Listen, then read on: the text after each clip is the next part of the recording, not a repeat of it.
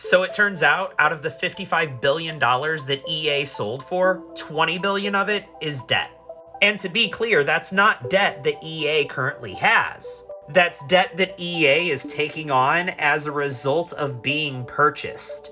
Debt that the investors are going to want to recuperate as soon as possible. The investors, which are Jared Kushner's affinity partners, Silver Lake, and Saudi Arabia's PIF, are collectively putting down $36 billion towards this purchase.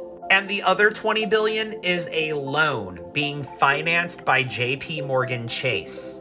As a result of going public and pulling out of the stock market, EA is going to have to buy back all of their stock from shareholders, and they're reportedly doing that at $210 per share. And as of recording this video, their stock is currently sitting at $201.70 per share.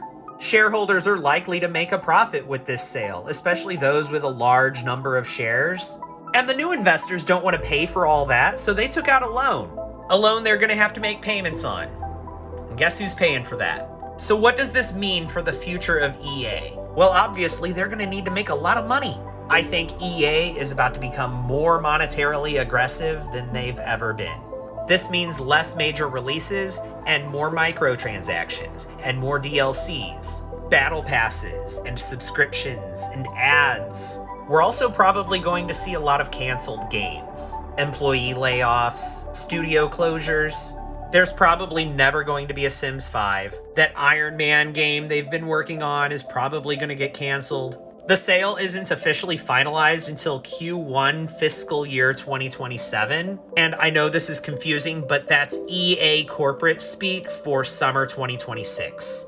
And I think games that are in development now are going to be rushed to be finished before that date comes. Like Mass Effect 4 and The Sims Project Renee. Games like that are already late in development are going to get rushed out the door, and they're going to start cutting everything else. In fact, the staff at Bioware, the studio that makes Mass Effect and Dragon Age, has voiced concern. They experienced a wave of layoffs right after the release of Dragon Age: The Veilguard, and according to Insider Gaming, multiple sources within the company believe that Bioware will be one of the first studios to see cuts under the new ownership.